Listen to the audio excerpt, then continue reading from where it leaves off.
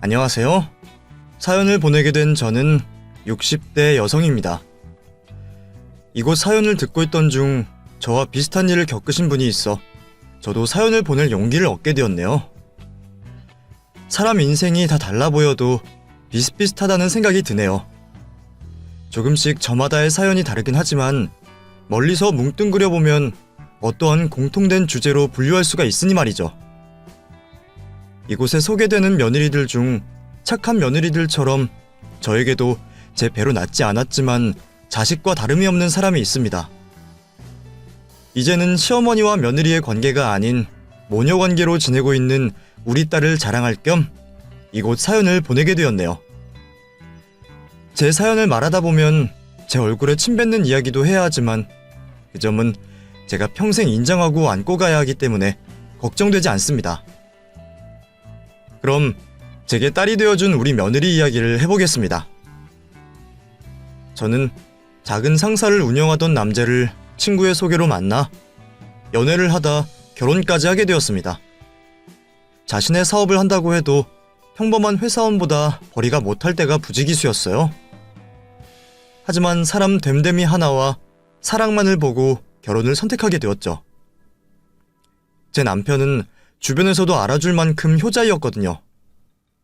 남편은 벌이와 상관없이 부모님께 항상 잘했고 저와 결혼을 하고 난 뒤로는 물심양면으로 저희 부모님께도 잘해주었습니다. 저희 부모님께서도 그런 남편을 인정해주시고 돈이라는 건 언제든 생길 수 있는 거라며 항상 남편을 응원해주셨어요.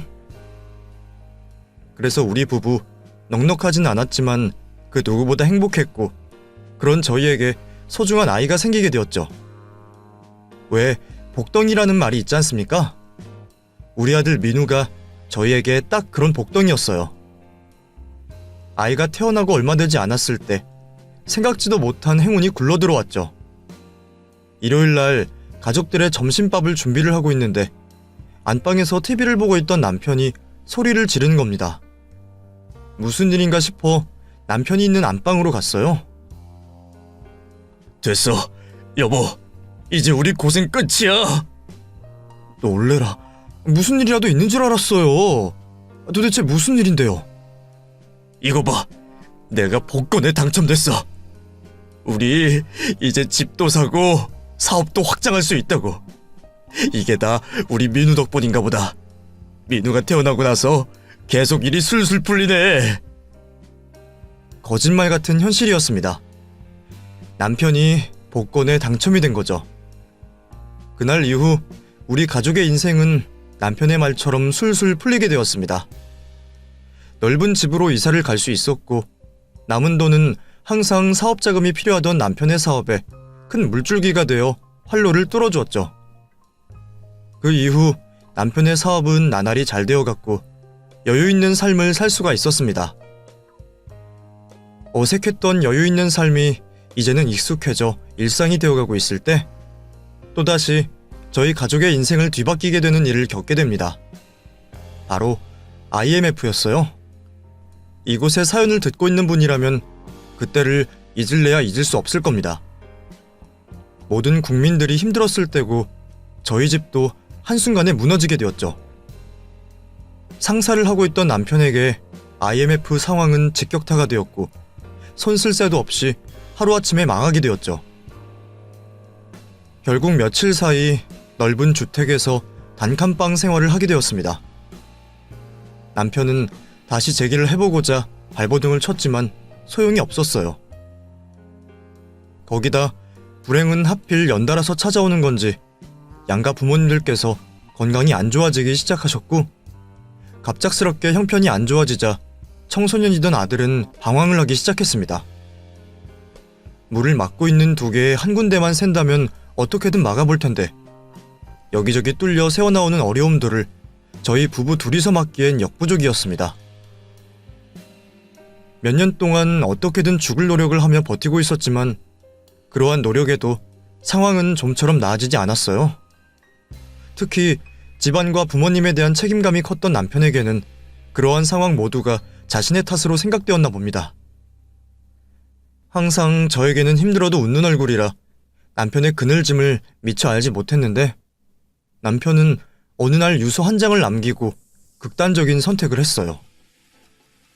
힘들어도 평생을 옆에서 있어줄 것 같았던 든든한 남편이 제 곁에서 사라지자 저 또한 세상을 놓고 싶을 만큼 충격을 받았습니다.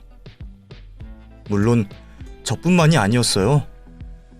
양가 부모님은 물론이고 아들에게도 남편의 죽음은 엄청난 충격으로 다가왔죠.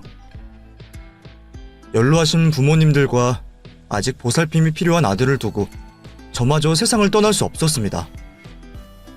저는 남편의 죽음을 슬퍼하지도 못하고 당장의 생활비를 벌기 위해 사회로 나가야 했어요.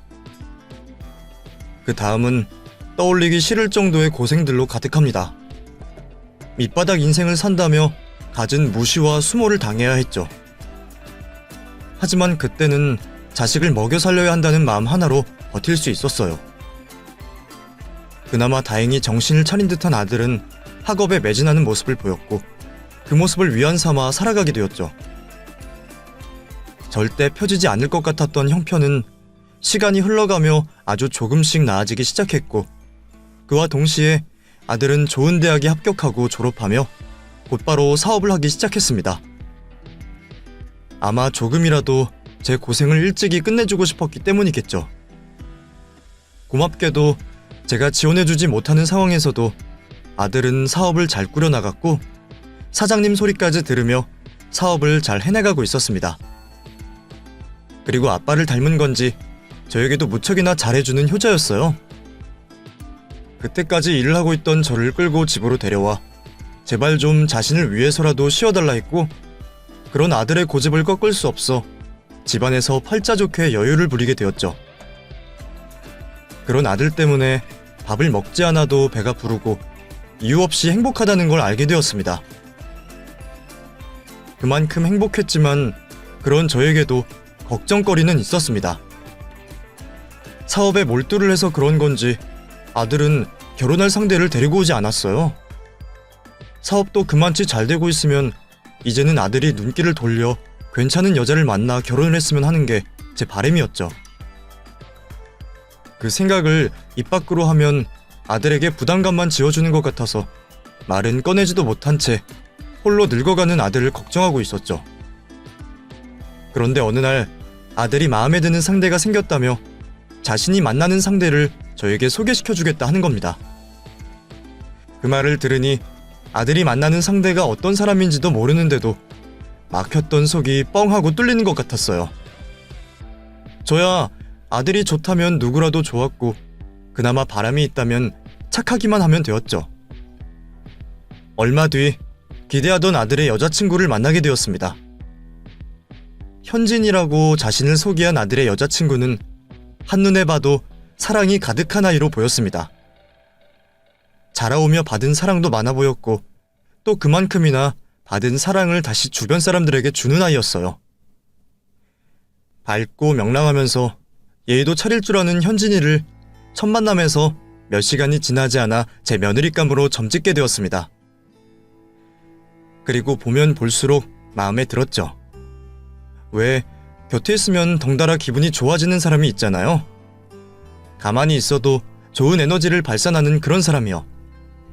현진이가 그런 아이였어요. 구김살 없던 현진이는 제가 귀찮고 힘들지도 않은지 결혼 전부터 제 옆에 착하고 달라붙어 저를 살뜰히 챙겨주더라고요. 남자아이들은 챙겨주지 못하는 세심한 부분들부터 며느리들도 귀찮아할 일들을 자신이 먼저 나서서 해주었죠. 예, 현진아, 내가 뭘 좀 검색하고 싶은데 이거 어떻게 하는 거니? 제가 알려드릴게요. 자, 이렇게 하셔서 이렇게 하시면 돼요. 그런데 어머님, 휴대폰 엄청 좋은 거네요. 이거 카메라 화질도 좋은 건데 사진도 많이 찍고 하세요. 휴대폰이 좋으면 뭐하냐. 만질 줄을 모르는데. 아들 녀석이 괜한 곳에 돈을 써서 말이야. 어머님께 좋은 것만 해드리고 싶어서 그런 거죠. 그리고 이왕이면 좋은 걸로 유용하게 사용하시면 좋잖아요. 그러면 제가 퇴근하고 휴대폰 사용하는 법을 알려드릴게요. 이게 어렵다고 생각하셔서 그렇지 사실 예전 휴대폰보다 사용하기 편해요. 그리고 카메라도 사용할 겸 저랑 어머니랑 데이트하러 놀러도 가요. 아, 이제 와서 내가 뭐 한다고 이걸 배워. 그리고 바쁜 너를 귀찮게 하기 미안하다. 제가 좋아서 하는 건데요. 제가 정식으로 며느리 되기 전에 점수 좀 딴다고 생각하시고 저랑 놀아주세요. 네? 젊은 사람 입장에서 늙은 사람이랑 하는 게 얼마나 답답하겠어요. 분명 현진이도 제가 답답할 텐데 그럼에도 불구하고 싫은 내색 한번 하지 않고 제 곁에 있었죠. 그것뿐만이 아니었습니다. 사소하게 출퇴근을 하며 하늘이 예뻤다, 꽃이 폈다 등등 제 생각이 났다며 사진을 찍어 보내주기도 했고 아들에게 물어봐서 제가 좋아하는 음식들을 직접 해오기도 했습니다. 그러다 보니 마음이 안 갈래야 안 갈 수가 없었어요. 현진이를 보면 알 수 있듯이 사돈되는 분들께서도 성품이 인자하고 넉넉한 분들이었습니다. 상견례를 하면서 뵙는 내내 존경스러울 정도였죠. 그리고 현진이네 집안 형편이 어렵다는 것도 그날 알게 되었습니다. 오히려 저에게는 그 점이 더 인상 깊었고 현진이를 더 마음에 들게 된 이유였죠. 현진이 부모님께서는 없는 형편에서도 다른 사람들에게 베풀며 살아가시는 존경스러운 분들이셨고 현진이는 어려운 상황에서도 구김살 하나 없이 잘 자라준 아이였습니다. 저 또한 한순간 형편이 어려워져 긴 시간 동안 힘들게 살아왔기 때문에 그런 상황에서 그늘이 없다는 게 얼마나 힘든 일인지 알고 있어 현진이가 더 대견스럽고 사랑스러웠어요. 그렇게 마음에 쏙 드는 며느리 현진이를 맞이할 수 있어서 저는 참 다행이라 생각했습니다. 상견례를 마치고 결혼 날짜를 잡은 뒤 저는 어떻게 하면 아들과 현진이에게 조금이라도 도움을 줄 수 있을까 생각하고 있었어요. 그런데 아이들이 먼저 저를 생각해 같이 살자고 말을 하는 겁니다. 어머니, 저는 원래 결혼하고도 어머니 모시고 살려고 했어요. 지금까지 저 키우신다고 고생만 하셨는데 결혼했다고 어머니 혼자 계시는데 알면서도 모르는 척 떠날 순 없잖아요. 현진이에게도 다른 건 전부 양보해도 그것만은 이해해달라고 말했었고요. 아우, 그게 무슨 소리야. 나는 그런 거 바라지 않아. 자식이 성인이 되어서 자기 가정 꾸렸으면 당연히 둥지를 떠나는 거지. 나는 혼자 지내도 지금과 별다를 것 없으니 내 걱정 말고 너희들 생각만 해라. 그러진 않겠지만 이왕이면 무리를 해서라도 좋은 집으로 가고 부족한 게 있으면 이 집을 팔아서라도 도와줄 테니. 어머니, 제가 민우 씨가 말했다고 따르는 게 아니에요. 저도 어머니 모시면서 살고 싶다고 먼저 말했어요. 민우 씨 말처럼 혼자 계시는 것도 걱정되고 또 가족 다 같이 지내면 좋잖아요. 아서라, 사돈들께서 들으시면 얼마나 섭섭하시겠어. 아들 둔 부모만 부모니? 딸 가진 부모도 똑같은 부모다. 뭐든지 공평하게 해야지. 너희가 이러면 내가 사돈분들 뵐 낯이 없어. 저희 부모님께서는 두 분 다 같이 있으시잖아요. 저도 어머님께서 아버님과 같이 계시면 이런 생각 하지 않죠. 그러지 마시고 저희랑 재미있게 같이 살아요. 저 살림하는 것도 알려주시고요. 왜 사서 고생을 하려고 하는지 늙은 시어머니 모시고 사는 게 쉬운 일이 아닐 텐데 말이죠. 아들과 며느리는 고집을 부렸습니다만 저도 제 뜻을 끝까지 굽히지 않았어요. 애들 고생시키고 싶지 않았고 늙은 사람 눈치 보지 말고 자기들끼리 행복했으면 싶었습니다. 그래서 결국 제 뜻을 꺾지 못하고 아들네와 저는 떨어져서 지내게 되었죠. 저를 생각해주는 아들과 며느리의 마음만으로도 저는 충분했습니다. 그런데 이제 막 결혼해서 신혼을 즐기려면 자기들끼리 행복할 시간도 부족할 아이들이 홀로 지내는 제가 걱정된다며 하루 걸러 찾아오는 게 아니겠어요? 또 왔어? 요 며칠 전에도 와놓고 뭐 한다고 찾아오니? 나 찾아올 시간에 너희들끼리 외식이라도 한 번 더 하라니까. 외식할 거예요. 어머니 모시고요. 저번에 저희 부모님 모시고 간 것인데 먹자마자 어머님 생각이 나더라고요. 가까운 곳에 있으니까 천천히 준비하세요, 어머님. 그 뒤에도 말로는 근처에 일이 있어서 지나가다 들렸다고 했지만 앞팻말은 다 핑계고 혼자인 저 때문에 찾아왔다는 걸 알 수 있었습니다. 단순히 제게 좋은 인상을 받으려고 한 행동이 아니었고 몇 년의 세월이 흐르는 동안 꾸준히 제게 관심을 쏟아주었어요. 그런 현진이가 고마워 저도 아이에게 챙겨줄 게 없나 항상 주변을 둘러보았고 아이가 좋아하거나 도움될 만한 것들을 선물하고는 했죠. 그러다 보니 움직이는 것도 자연스럽게 많아지게 되고 또 행복해서 그런지 주변 사람들이 볼 때마다 젊어지는 것 같다며 한 소리씩은 하곤 했습니다. 아마 행복에 겨워서 그런 게 아닌가 싶어요. 그렇게 며느리 현진이와 저는 서로를 끔찍하게 생각하며 챙겨주었고 며느리와 시어머니 관계보다는 사이좋은 딸과 엄마 같은 사이로 지내게 되었습니다. 더욱이 안타깝게 고령이시던 사돈 두 분께서 세상을 모두 떠나시게 되자 마음 둘 곳이 없었던 현진이는 저와 더욱 가깝게 지내게 되었고 저 또한 그런 아이를 더 품게 되었죠. 시간이 흘러 현진이도 돌아가신 부모님을 가슴에 묻고 평범한 일상을 보내고 있을 때였어요. 지금까지 아무런 문제 없이 사업을 잘해오던 아들에게 위기가 찾아왔죠. 믿고 의지하던 공동창업자 한 명이 회사 자금을 가지고 숨어버린 겁니다. 아들은 자신이 쌓아온 회사가 무너지는 걸 볼 수 없어 필사적으로 버티게 되었습니다. 투자자들을 찾아가 간절히 빌기도 했고 야간에는 일을 하면서 작은 돈이라도 융통할 수 있게 노력했어요. 임신 준비를 하며 집안에서 쉬고 있던 며느리도 아들을 도와 똑같이 야간도 일을 했죠. 저도 지켜만 볼 수는 없어 대출을 받아 아들을 도우려고 노력했습니다. 하지만 그럼에도 소용이 없었어요. 결국 아들은 피해를 줄이고자 직접 자기 목숨처럼 아껴오던 사업을 폐업하게 되었습니다. 남편에 이어 아들까지 사업에 실패하자 저는 두려워졌습니다. 혹여 아들 또한 세상을 떠난 남편처럼 잘못된 선택을 하지 않을까 싶었거든요.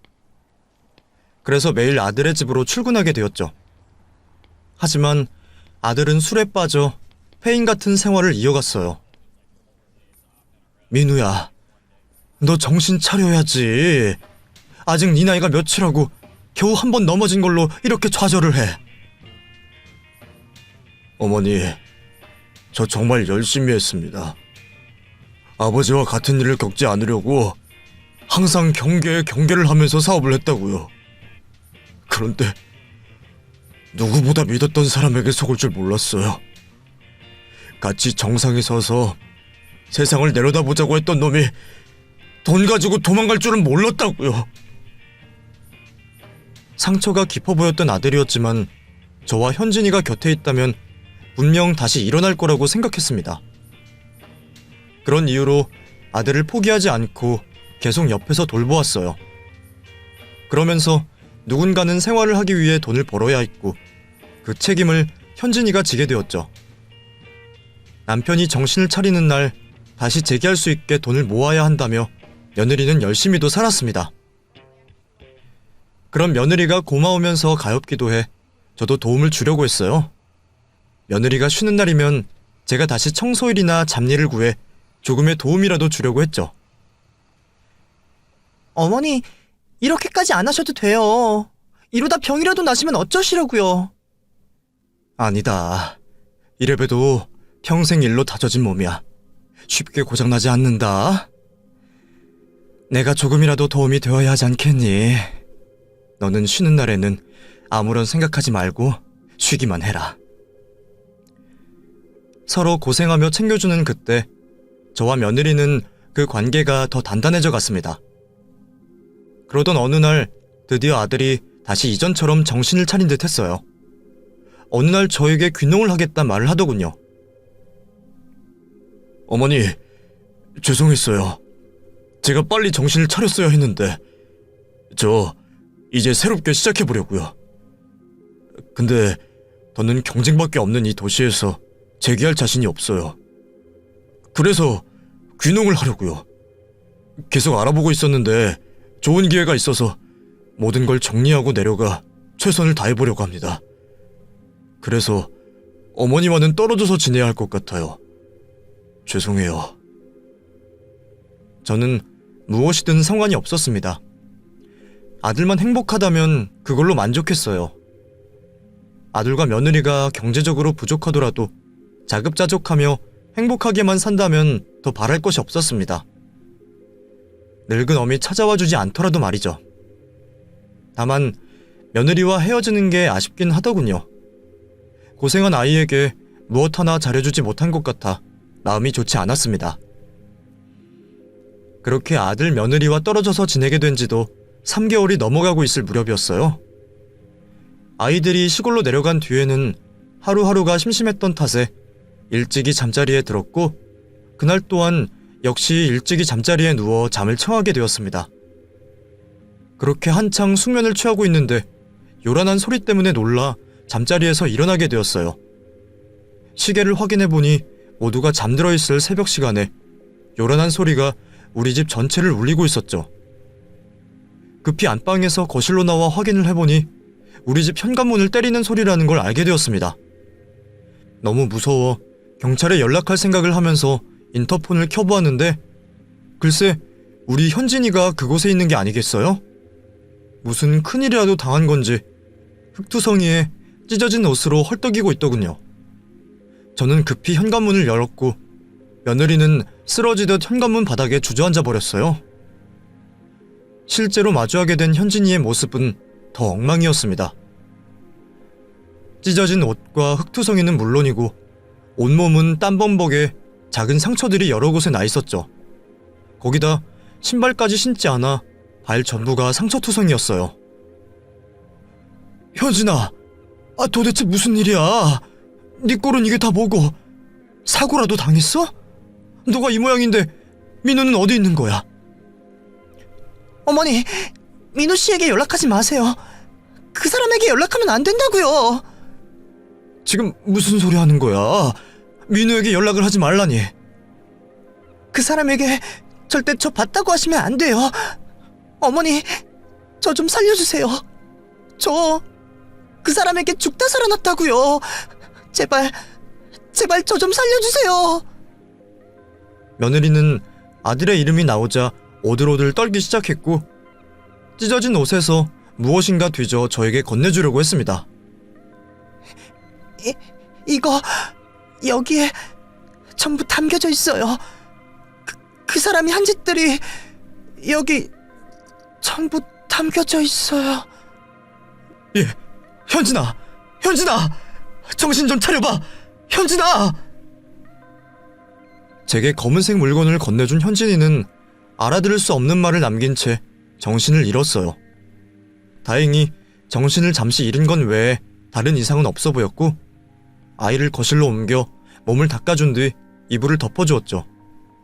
그리곤 저에게 건네준 물건을 확인해 보았습니다. 처음에는 그 물건이 무엇인지 몰랐어요. 일회용 카메라 비슷하게 생긴 모양에 크기는 제 주먹과 비슷한 정도의 물건이었죠.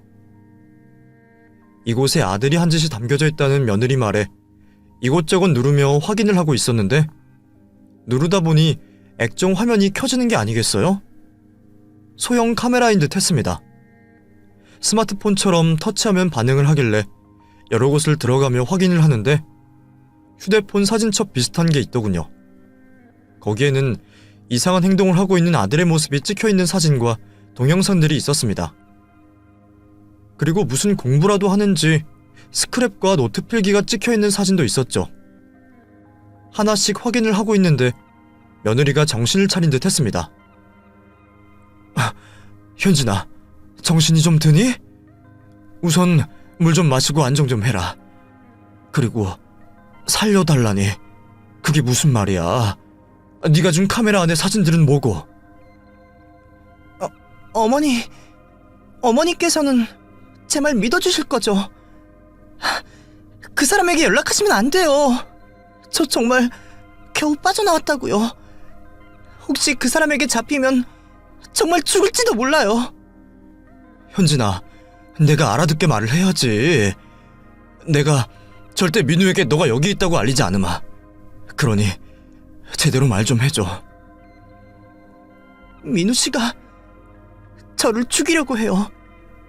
저에게 증거들도 있다고요. 카메라의 사진들은 보셨죠? 거기에 찍힌 모습들 전부 민우 씨가 저 죽이려고 했다는 증거 사진들이에요. 거기에 범죄 계획, 준비, 실행까지 전부 찍혀 있다고요. 그게 무슨 말이야? 민우가 왜 너를 해하려고 해? 그 사람 아예 정신이 나간 것 같아요. 제 앞으로 들어놓은 보험금 타려고 저러는 거라고요. 현진이는 민우가 자신을 죽이려고 한다는 황당한 말을 했고, 저는 비현실적인 이야기에 너무 놀라 당황하고 있었어요. 믿을 수 없다는 표정을 짓고 있는 제 얼굴을 보곤 현진이는 자신이 겪은 이야기를 카메라의 증거들과 함께 보여주며 이야기해 주었습니다. 민우가 언제부터 자신에 대한 범죄를 계획했는지는 자신도 정확히 모르겠지만 짚히는 일이 있었다고 해요. 아들이 폐업으로 인해 한창 술독에 빠져 살고 있을 때 며느리가 아들을 대신하여 돈을 벌고 있었다는 사실은 앞에서 설명하여 알고 계실 겁니다. 그때 한 번 사고가 난 적이 있었어요. 일을 마치고 집으로 돌아가던 중이었는데 주차장을 나오던 차량이 현진이를 확인하지 못하고 아주 살짝 친 적이 있었습니다. 그때 발목을 살짝 다치게 되었는데 그 일로 보험금이 조금 나왔나 봅니다. 처음에는 남편이 걱정할까 싶어 말을 하지 않았다가 어느 정도 치료를 다 마치고 나서 말을 했다고 해요. 그런데 몇 달간 자신의 말에도 큰 반응이 없던 남편이 처음으로 그 일에 관심을 가지며 꼬치꼬치 캐물었다고 해요. 그때는 단순히 사고로 다친 자신을 걱정한다고 생각했다고 합니다. 그런데 그날부터 민우가 달라졌던 거죠. 무슨 공부를 하는 건지 모르겠지만 매일같이 독서실에 다니기 시작했고 집에서도 인터넷을 붙잡고 무엇인가에 열중을 했죠. 그러다 어느 날 자신에게 귀농을 제안한 모습을 보고는 지금까지 귀농에 대해서 공부를 했다고 생각한 거죠. 그래서 아무런 의심 없이 따라가게 되었다고 합니다. 그때까지는 아무런 문제가 없었다고 해요. 그런데 귀농을 시작한 첫날부터 이상한 일들이 벌어졌다고 합니다. 엉뚱한 곳에서 위험한 물건이 떨어진다거나 혼자 있는 집에 불이 날 뻔한 적도 있었다고 해요. 다행히 눈썰미가 좋은 며느리가 미리 확인을 하게 되어 문제는 없었지만요. 그런데 그런 일보다 더 이상했던 것은 아들의 태도라고 했습니다. 땀 흘려 정직한 돈을 벌겠다며 내려온 시골에서 농사를 할 준비는 하지 않고 집 주변의 자리를 파악해야 한다며 산과 강으로 데리고 다녔다고 해요. 그것도 하필 위험한 날씨 때만 말이죠. 비가 내리고 있어 금방 강물이 불 것 같은데 흙탕물이 된 강을 구경하자며 있었던 적도 있었고 비가 와 미끄러운 산을 데려간 적도 있었다고 하네요. 그런데 그게 전부 며느리를 사고사로 위장하려 했던 행동들이었답니다. 우연히 며느리가 아들의 노트를 보게 되었고 의심을 하던 중 잠을 자는 사이 빠져나와 가스통이 연결된 부근을 풀고 있는 아들을 보면서 확신을 하게 된 거죠. 그날은 잠에서 깬 척하며 범행을 막을 수 있었다고 해요. 그날 이후 며느리는 아들의 행동 하나하나를 기록하고자 했다고 합니다. 인터넷으로 검색해본 결과 지금 가지고 있는 것만으로는 아들의 범죄가 밝혀지지 않을 수 있다는 걸 알게 되었고 그래서 인터넷으로 아들 몰래 소형 액션 카메라를 구입하고 옷 안이나 몸에 달고 다니며 아들의 범죄를 계획하는 모습들을 모아왔다고 합니다. 제가 보았던 사진과 동영상들 전부가 보험 범죄를 계획 준비하고 공부하는 아들의 모습이었던 거죠. 그러다 오늘 결정적인 일이 생겼다고 합니다. 귀농을 하기 전부터 키워오던 강아지가 아들과 산행을 간 중에 사라지게 된 거예요. 곧 해가 지기 전인데 아들은 며느리에게 자식 같은 강아지를 찾으러 가자며 재촉했고 처음 거절하던 며느리는 결정적인 모습을 확보하고자 위험을 무릅쓰고 뒷산으로 가게 된 거죠. 아들은 강아지가 어디에 있을지도 모르는데 잃어버린 곳으로 가자며 며느리를 데리고 절벽 쪽으로 데리고 갔다고 합니다. 그리곤 절벽이 보이자마자 며느리를 밀어버렸다고 해요. 다행히 전날 온 비로 인해서 흙이 젖어 있어 절벽으로 떨어지지 않고 바닥에 넘어지게 되었고 살기 위해 죽을 힘을 다해 집으로 내려와 차를 타고 곧장 저희 집으로 오게 된 거죠. 모든 이야기를 마무리하면서 며느리는 오늘 있었던 동영상을 저에게 보여주었고 저 또한 잠깐이지만 카메라에 찍힌 아들의 섬뜩한 모습을 보게 되었습니다. 사실 현진이가 보여주는 증거들이 아니었다면 쉽게 믿지 못했을 거예요. 현진이가 도시에 살다 시골로 내려간 삶이 힘들어서 정신적으로 문제를 겪는다고 생각했겠죠. 하지만 현진이가 내민 카메라 안에 부정할 수 없는 사실들이 담겨져 있었습니다. 무서움에 떨고 있는 현진이를 안아주고 있을 때 아들에게서 전화가 왔습니다. 그래, 민우야. 이 시간에 무슨 일로 전화했어? 죄송해요. 주무시고 있으신데 깨워서. 다름이 아니라 혹시 현진이 어머님 댁에 찾아오지 않았어요? 현진이? 걔가 여길 왜 오니? 왜? 너희 둘이 싸우기라도 한 거야? 아니요. 그 사람이 여기 적응하기 힘든가 봐요. 요즘에 이상한 말도 하고 피해망상 같은 모습도 보이고 해서 안 그래도 병원에 데려가 보려고 했는데 오늘 갑자기 없어졌네요. 혹시 그 사람 어머님 댁으로 오면 어디 가지 못하게 데리고 있어 주세요. 그리고 이상한 말 하더라도 놀라지 마시고 아픈 사람이니 그러려니 하시고요. 내가 내려가 봐야 하는 거 아니니? 하기야, 내가 지금 가봐야 무슨 도움이 될까? 알았다. 내가 현진이 오면 잡아두고 있으마. 죄송해요. 이런 일로 걱정 끼쳐드려서. 곧 있으면 다시 어머니 행복하게 해드릴 수 있으니까 조금만 참아주세요. 제가 꼭 이전처럼 행복하게 해드릴게요. 그럼 다른 걱정하지 마시고 주무세요. 저 들어가 볼게요. 아들과 전화하는 내내 얼마나 떨리던지 혹시 어색한 제 연기를 아들이 알아차리지는 않을까 많은 걱정을 했습니다. 다행히 아들과의 전화를 무사히 넘길 수 있었고 불안에 떨고 있는 현진이를 안심시키며 날이 밝자마자 경찰서로 가서 아들을 신고하기로 했습니다. 아무리 내 아들이라도 그런 짓을 하고 있는데 지켜볼 수만은 없었습니다. 그리고 아들이 더 큰 범죄를 저지르기 전에 막는 게 옳다고 생각했어요. 다행히 며느리가 목숨을 걸고 찍은 증거들로 인해서 아들은 곧장 긴급 체포가 되어 구속 수사를 받게 되었고 집안에 남아있던 범행 계획 증거들과 포렌식 수사로 나온 휴대폰 증거들로 인해 계획 범죄와 살인미수로 수감 생활을 하게 되었습니다.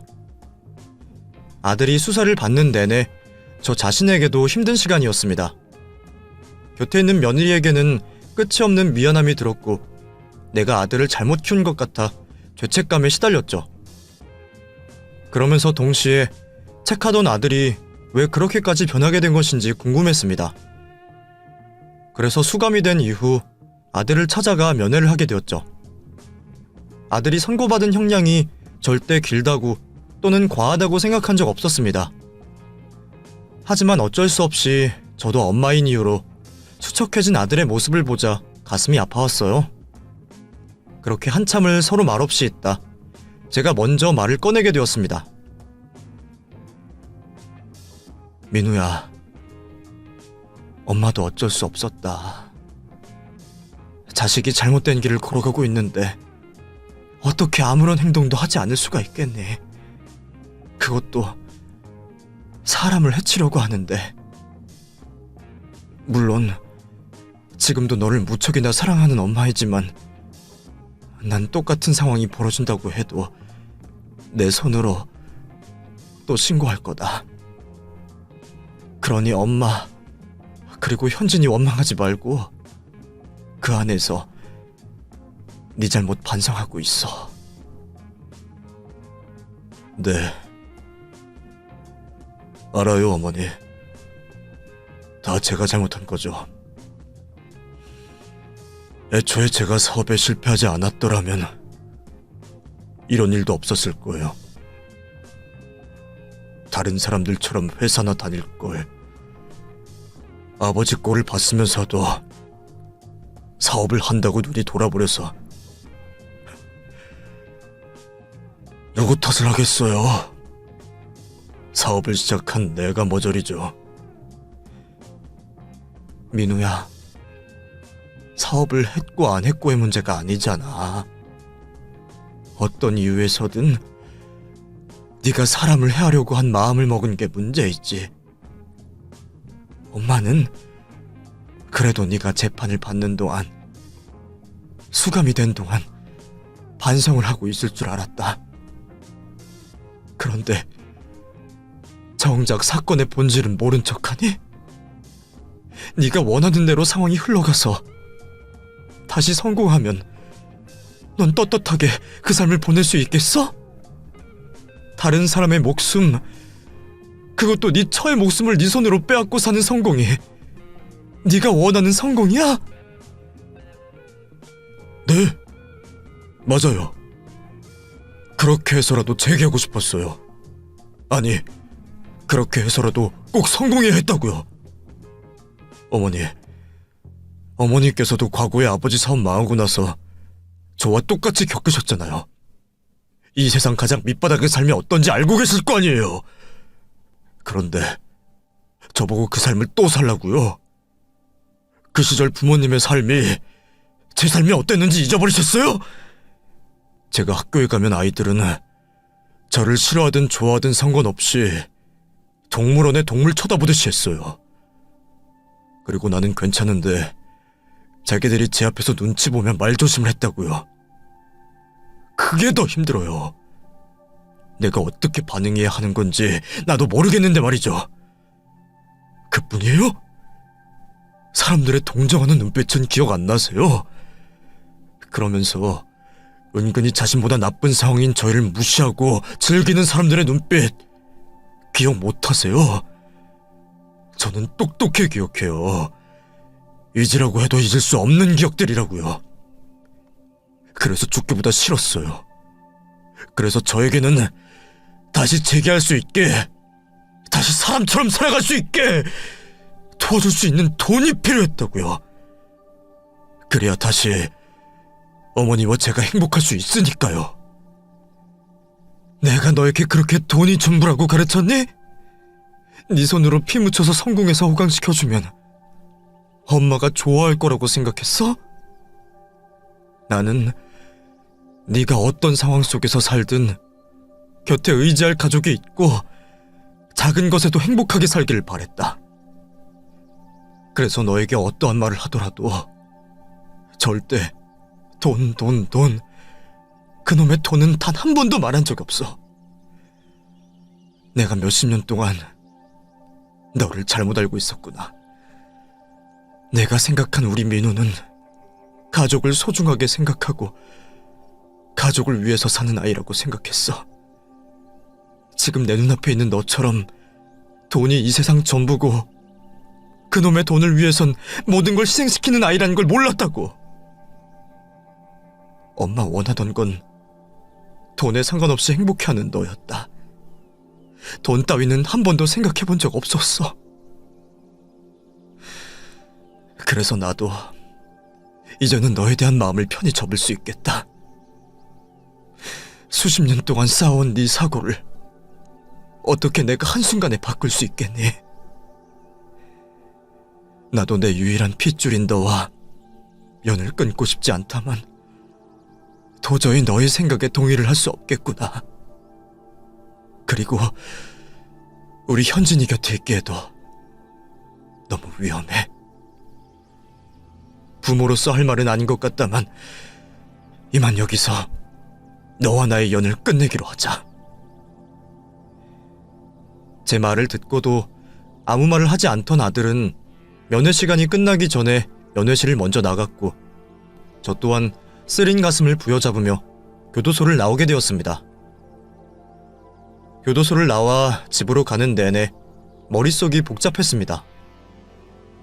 언제부터 어디서부터 잘못된 것인지 아들에게 단 한 번도 그런 사고방식을 가르친 적이 없는데 잘못된 생각을 하고 있는, 그리고 반성조차 하지 않고 있는 아들이 안타깝기만 했어요.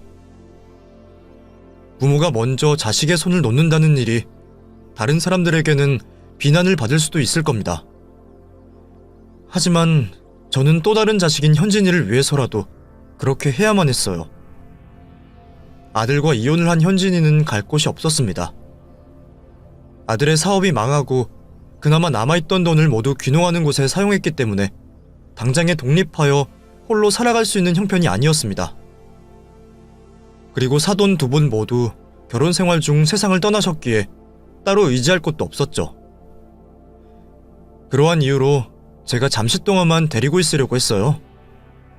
물론 저야 저를 엄마처럼 대해주는 현진이가 곁에 있는 것이 좋았지만 현진이에게는 자신만의 인생이 있었고 새 출발을 할 수 있는 젊은 나이였기에 언젠가는 제 곁을 떠나는 것이 당연하다 생각했습니다. 그런데 제가 아들을 면회하고 돌아온 날 뜻밖의 말을 듣게 되었습니다. 그래서 민우와는 부모 자식의 연을 끊기로 했다. 생각을 고치면 모르겠다만 평생 신념처럼 가지고 있던 생각인데 바뀌지 않겠지. 너를 위해서도 그리고 나를 위해서도 그러는 게 나을 거라 생각했다. 어차피 그 녀석 나올 쯤에는 내가 이 세상에 남아있지도 않을 거고. 미안하다. 내가 자식을 잘못 키워서 너같이 좋은 여자에게 그런 몹쓸 일이나 겪게 하고. 미안하다는 말을 100번이고 1000번이고 10,000번이고 한다고 해도 네 상처받은 마음을 낫게 할 수 없겠지만 그래도 내가 너에게 용서를 구해야 하지 않겠니? 정말 미안하다, 현진아. 아니에요, 어머님. 이제 다 끝난 일인걸요. 결과가 어찌되었건 그 사람도 죄에 대해 처벌받고 있고요. 그리고 그 일이 왜 어머님 잘못이겠어요. 제가 지난 세월 동안 곁에서 본 어머님께서는 그 사람에게 절대 그런 생각을 심어주실 분이 아니에요. 항상 자식들이 부모가 바라는 대로 자라주는 건 아니잖아요. 그러니까 너무 자책하지 마세요. 저도 이전 일은 잊으려고 하고 있고 많이 안정되었어요. 아니야. 그래도 내 잘못이 없다고 할 수는 없지. 내가 평생 너에게 빚을 졌다 생각하고 갚아나가마. 그리고 네 삶에 이래라 저래라 관여하지 않을 테니 내 눈치 보지 말고 생활해. 아직 창창한 나이이니 충분히 새 출발할 수 있을 거야. 혹시 필요한 게 있다면 그게 돈이라든지 몸을 쓰는 일이라든지 개의치 말고 부탁하렴. 내가 할 수 있을 만큼 도와주마. 그러면 부탁이 하나 있는데요. 그래, 뭐라도 괜찮으니 말해보렴. 저 이제 어머님을 제 어머니라 생각하고 모시고 살아도 될까요? 아시잖아요. 저 이제 가족이라고 말할 사람은 어머님밖에 없는 거. 그리고 어머니께서도 옆에 보살펴줄 친지분이나 자식이 있으면 제가 마음 놓겠는데 그런 상황도 아니시고요. 그래서 제가 어머님 곁에서 평생 지내고 싶은데. 안 돼. 그러면 안 된다. 네 나이가 몇인데 늙은 시어머니에게 발목을 잡히려고 해. 큰일 겪은 너에게 바로 이런 말하는 게 그렇다만 너도 정말 좋은 남자 만나서 네 못 잡힌 인생 만개해야지. 사실 이런 일 겪어서 그런지 몰라도 저 재혼 생각 조금도 하지 않고 있어요. 혼자서도 잘 살 수 있는 인생이라면 그걸로 만족할 것 같고요. 특히 어머님께서 옆에 계셔주시면 더 좋을 것 같아요. 그리고 혹시 그런 사람이 나타난다면 그건 그때 되어서 생각해 볼게요. 그러니까 지금은 저랑 같이 있어주세요. 아휴, 이 바보 같은 것. 왜 고생을 사서 하려고 해?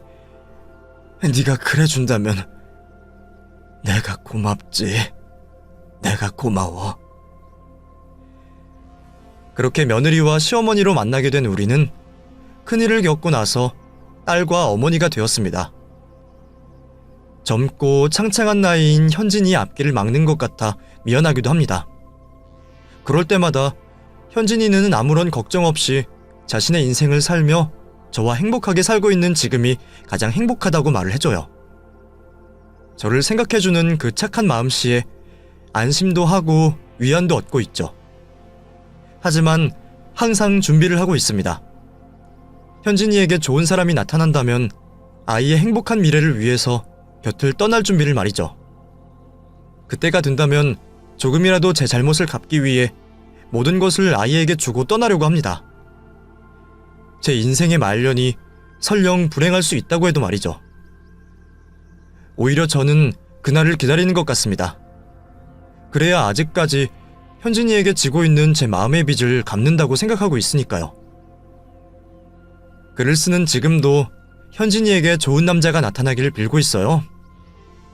여러분들께서도 제 착한 딸이자 며느리인 현진이가 좋은 남자를 만날 수 있게 빌어주셨으면 합니다. 그럼 못난 어미의 글을 여기서 마치겠습니다. 긴 글 마지막까지 읽어주셔서 감사하고 여기 계신 분들 모두에게 안녕과 평화가 깃들길 바라겠습니다.